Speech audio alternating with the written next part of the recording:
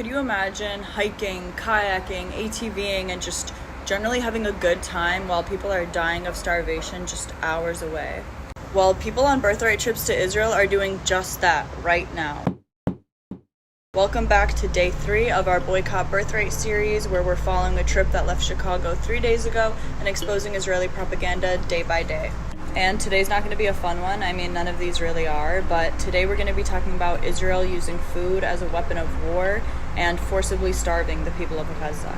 Since the beginning of Israel's genocide campaign on Gaza, Israel has blocked Palestinians from receiving food. And it's not that there's not enough food for the people of Gaza to go around, there's actually an abundance. I'm sure you all have seen so many mutual aid funds for the people of Gaza specifically. There are warehouses in Jordan with food stacked to the ceiling, ready for the people of Gaza. There are aid trucks at the Egyptian border, ready to let the aid flow into Gaza. But instead, Israel imposes a full blockade on Gaza, and nothing is allowed in or out without Israel's permission. And one of the things Israel does not give permission to be let into the people of Gaza is food.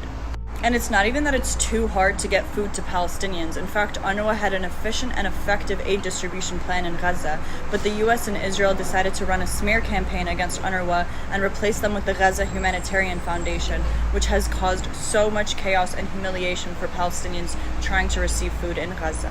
In order for Palestinians to receive food with the Gaza Humanitarian Foundation, they're screened in order to ensure that they're not with the resistance fighters in Gaza. In what world is it okay to withhold food on political lines? And that's not even the worst part. In order for Palestinians to even get to one of the only 4 aid distribution sites in Gaza, they're herded through a narrow corridor like cattle and shot at by the people who are supposed to be delivering aid to them. This is all so clearly part of Israel's plan to finish this genocide and kill everybody left in Gaza who hasn't been killed by bombs.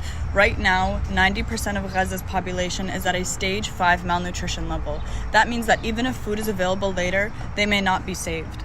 So I'll ask you again, would you be able to hop on an ATV, go hiking, and have the time of your life while just hours away people are being starved to death by the same country that flew you out to begin with?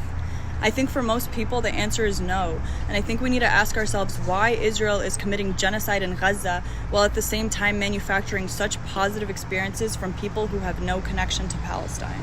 And above all, we need to boycott Birthright and all trips to Israel and go to the West Bank instead and see how Palestinians live under Israel's occupation. One way you can do that is by going to codepink.org/Tent of Nations Farm and volunteering with the Tent of Nations. And I'll see you all in tomorrow's video.